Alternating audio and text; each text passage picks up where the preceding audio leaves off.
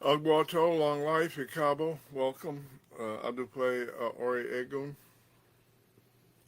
We thank the ancestors for their wisdom. Today we're going to take a look at the Oriki for Eshu Adara, but we need to first take a look at the whole idea of Eshu. So Eshu, there's only one Eshu, and all the different names for Eshu are different jobs of Eshu, sometimes called roads, which is a little confusing because it makes it seem like it's a separate entity. Every Eshu is at its core and at its foundation Eshu Odara. And then there's different names for the Eshus for each of the Orishas, and different names for the Eshus for each of the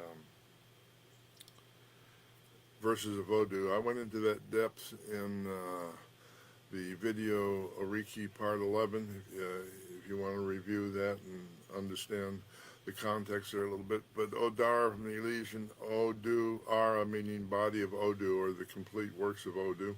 So with Eshu Odara, there's a lot of different Oriki for Eshus, but you can take the Orikis that I'm going to say today, and you can replace the word Eshu Odara with the name of the specific task you're asking Eshu to do.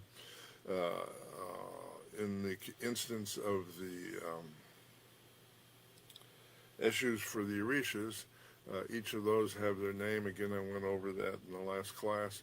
So, for example, Oshun's Eshu is Eshu Laroye, so you could do this Oriki for Eshu Adar and replace the word Eshu Adar with the name Eshu Laroye.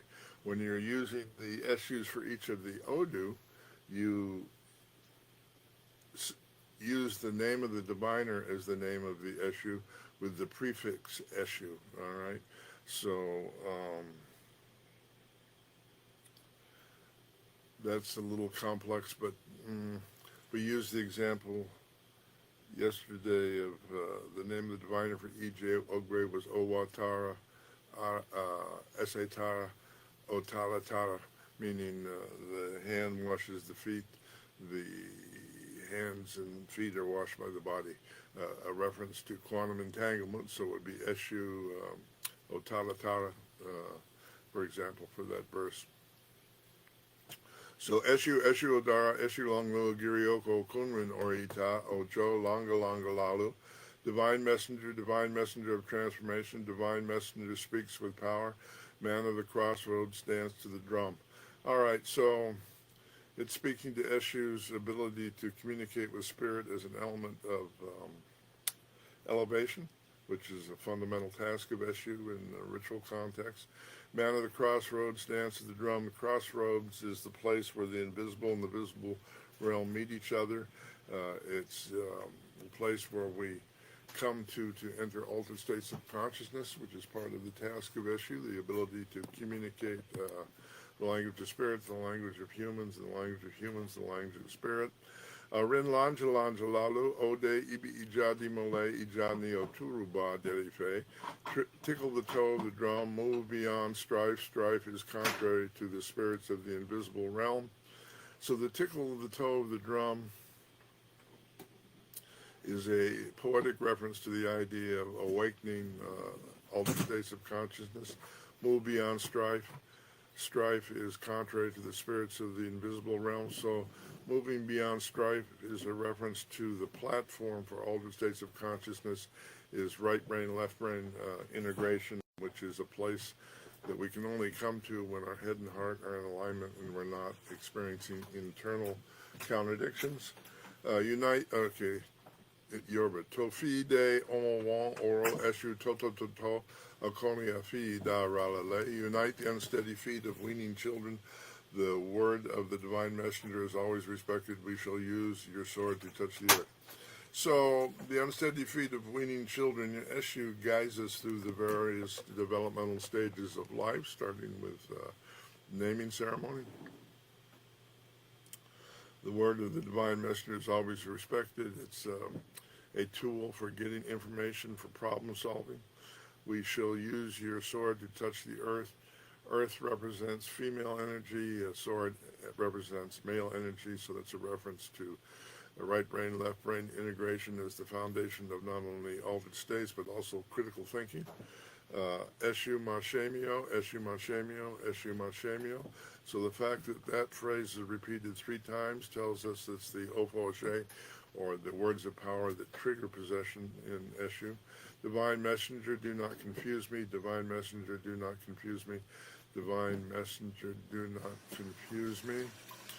Again, it's asking for a state of balance between right brain, left brain, critical thinking, qualities of human consciousness. Omo Elominron Nikoloshe Pa Adoa Subida No Adoa Shuri Sewa. Let someone else be confused. Turn my suffering around. Give me the blessing of the calabash. May it be so.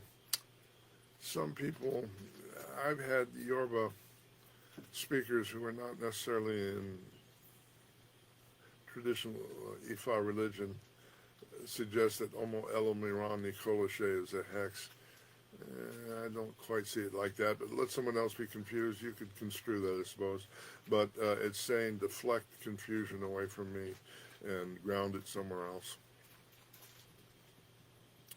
Okay, so the second Oriki, Iba Eshu Ota Orisha Oshetura Loruku Baba Mio, the divine messenger of transformation, the cornerstone of the immortals. The holy Odu Oshetura is the name by which your fathers know you. So what I said in the last class, I didn't repeat it today, but when we invoke Eshu Odara, we want to make mark Oshetura on the tray. The cornerstone of the immortals. So the cornerstone being the foundation for communication between humans and the immortals. The holy Odu Oshetur is the name by which the fathers know you. So that's a reference to the idea that Oshetur is the incarnating Odu. Alagogo Ifa Lo Ruko Ia Poi E Eshuodar Omokunrin Ido Lofin.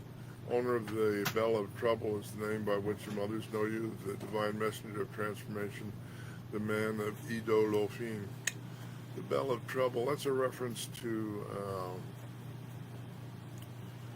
a particular bell that's used to invoke Eshu. It's called the Bell of Trouble because we call Eshu when we're trying to get out of trouble. Divine messenger of transformation, the man of Ido Lofin. Ofin is the chief of the ancestors. Ido, the man Odo. It's the man. Ido Lofin is the river, the ancestral river, or the place from which we all emerge through genetic inheritance and DNA.